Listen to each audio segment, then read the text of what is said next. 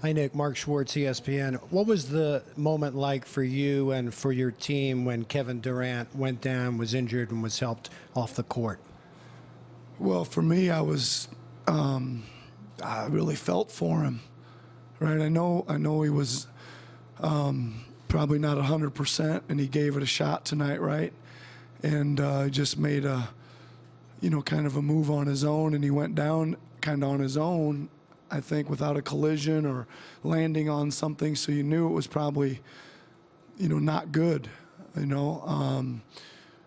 the moment for me is I mean, I love KD, love watching him play, and I when anybody goes down, you're saddened by it. But when one of the great players like that goes down, it's almost shocking.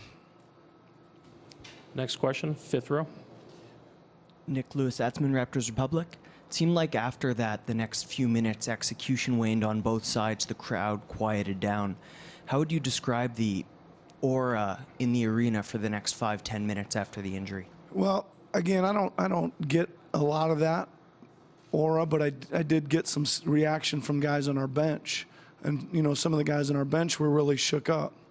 And I even know at halftime when they came out and I mean, I don't know what the official word is, but somebody on the bench said he tore something, and I know Kyle, was on the bench sitting there and was shook up by that, and both Clay and Steph stopped and talked to Kyle there at halftime on our bench about it.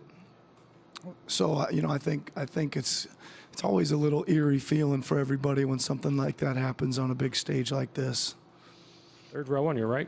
Hey, Nick, over here, Lucas Meyer, News Talk 1010 Toronto. Two questions. One on the last play, Kyle's shot there in the corner, just coming out of the timeout. Is that kind of a shot you were hoping to get, kind of staggered out of the top of the key? And then a broader question, we saw the team walking out of Game 4, all business, not really celebrating, not getting too high in the moment after a tough loss like this. How confident are you in the team being able to respond, going back to Golden State for Game 6? I mean, we didn't take a timeout there on that last play, right? But we let them play, and Kawhi had it, and they doubled him, and he moved it to Fred, who moved it to Kyle, and we just didn't quite have enough space there. I thought it looked like it was going to be a really good shot, an open corner three, but I didn't see who got out there and got a piece of it. But again, I was confident we would come down and play and make the right decisions and get a good shot. I have a lot of faith in those guys. And as far as your second question, we don't really have much choice. And I think that our team has reacted all year long great to bad losses. And I would say it takes a lot to beat this team. And that took a hell of a lot of blows and a heck of a lot of balls bouncing the wrong way, in the last couple minutes.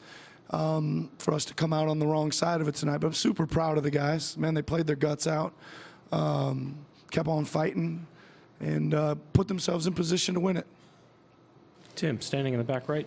Nick, Tim Reynolds for the AP. To sort of elaborate on what you were just saying, I mean, if this thing had gone to plan, you're supposed to be up 3-2 right now. I mean, that's what, that's where home court is. You're supposed to be up 3-2 at this point. Yeah. Having said that, is it hard for you to not look at tonight as an opportunity loss? No, not hard at all, Tim. I think that I always, I think after Game 2 in the Phillies series, I said, listen, I expect this to be a long series, right? I expect this one to be a long series. I'm not sitting here trying to think we should be this, be that, but if you'd probably told me at the start of this thing if we could fast forward to a 3-2 lead, you want to take it, I'd probably say yes. Steve on the left side here. Steve Simmons, Toronto Sun. When you see a ball like that going up and a championship possibly won, what are you sitting there on the bench inside feeling and all of that when that one shot can, You talking about Kyle's at the end? Yeah.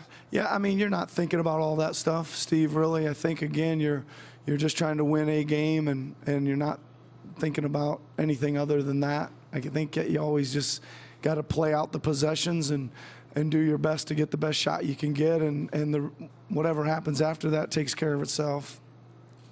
Last two on the middle right. Jermaine Chisholm here from Spy TV Ganya. I just had a quick question. I wanted to know the thought process behind calling the timeout when we were making a run, while the Raptors were making their run.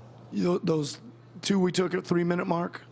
Yeah, well, we had 2 free ones that you lose under the 3-minute mark.